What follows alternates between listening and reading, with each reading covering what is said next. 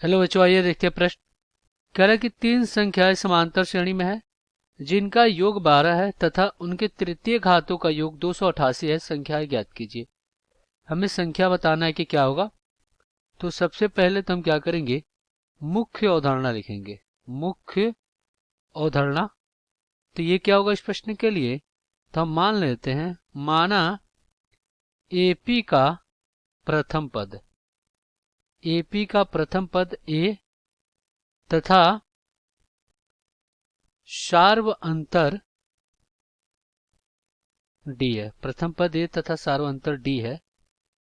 तो जो एपी का व्यापक रूप होगा वो क्या होगा, A comma A plus D comma A plus 2d comma A plus 3d comma dash dash dash, इसी प्रकार होगा। जो सार्व अंतर होगा, सार्व अंतर वो क्या होता है, ये होता है a2 माइनस a1 बराबर a3 माइनस a2।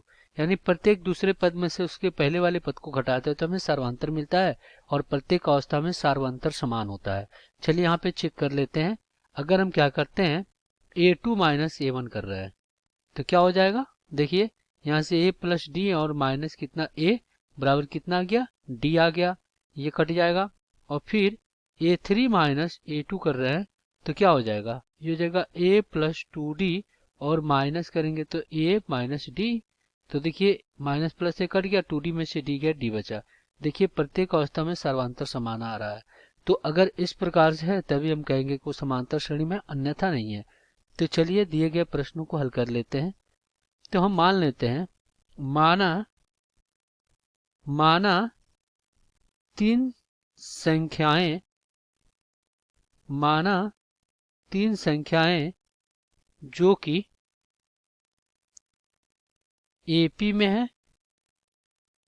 कौन कौन से मान लें, एक मान लेते हैं, चलिए x minus y comma x और कॉमा एक्स प्लस वाई। ये तीन संख्याएं किस प्रकार हैं, जो कि एपी में है।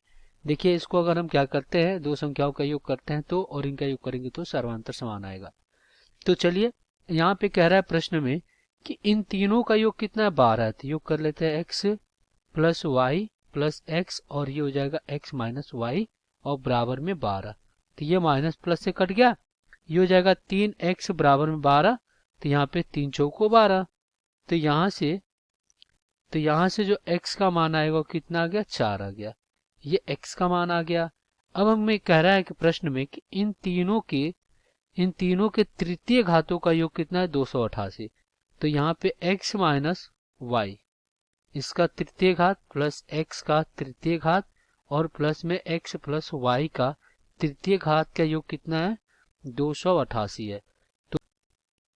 तो देखिए हम क्या करेंगे, यहाँ पे दो सर्व समका लिखेंगे। क्या हो सकता है, यहाँ पे a माइनस बी का घन बराबर a का घन माइनस बी का घन और माइनस 3ab कोष्टक में a माइनस बी और a प्लस बी का घन a का घन प्लस b का घन और प्लस 3ab कोष्टक में a प्लस बी।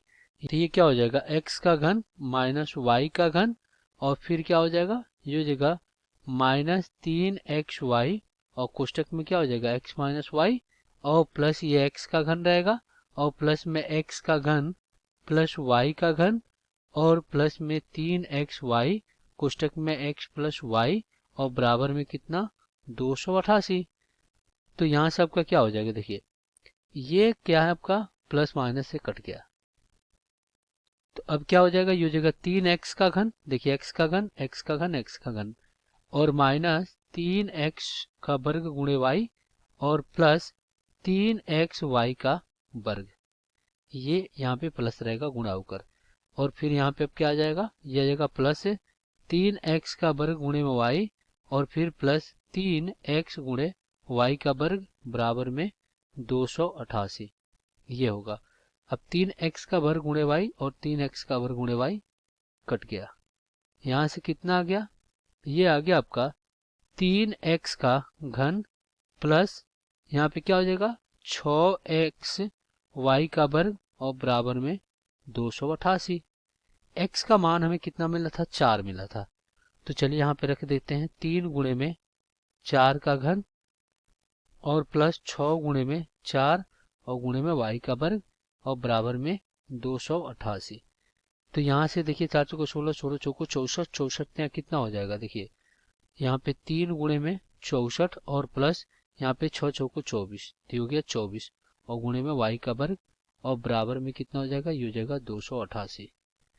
अब देखिए तो यहाँ पे देखिए अगर 3 उभयनिष्ठ ले लेते हैं, 3 उभयनिष्ठ लेंगे तो ये 64 हो जाएगा, प्लस कितना हो जाएगा यहाँ पे 8 त्रिका 24 y का वर्ग और बराबर में 288। अब इसको विभाजित करेंगे तो यहाँ पे 29 27 और यहाँ पे क्या बचेगा 1, यहाँ पे क्या हो जाएगा 36 18, ये हो गया। तो ये हो जाएगा पूरा 8y का वर्ग और बराबर में 96 माइनस 64। तो यहाँ से 8y का वर्ग और बराबर में जब 64 को घटाएंगे 96 में से तो आपका 32 बचेगा, 8 चौको कितना हो गया 32 हो गया।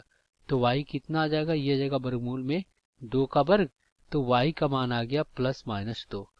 तो हमें किसका मान मिल गया, y का मान मिल गया प्लस माइनस 2। तो अब आते हैं यहाँ पे, देखिए अब यहाँ पे जो हमारे 3 संख्याएं वो क्या है आपका x minus y comma x comma x और प्लस में कितना है y है। तो देखिए अगर हम क्या करते हैं यहाँ पे x का मान 4 और y का मान प्लस 2 रखते हैं, तो देखिए यहाँ पे रखेंगे तो कितना आ जाएगा, देखिए यहाँ पे 4 और माइनस 2 कितना हो जाएगा आपका 2, तो ये आपका 2 हो जाएगा और यहाँ पे ये तो 4 रहेगा कॉमा कॉमा यहाँ पे देखिए यहाँ पे 4 और प्लस 2 6, तो ये 6 हो गया। और अब अगर हम क्या करते हैं x की मान 4 लेकिन y का मान माइनस 2 रखते हैं, क्योंकि y का मान क्या आया था प्लस माइनस 2 आया था, तो अब माइनस 2 रखेंगे। तो देखिए जब माइनस 2 रखेंगे तो कितना हो जाएगा, देखिए 4 माइनस माइनस प्लस 2 बराबर 6।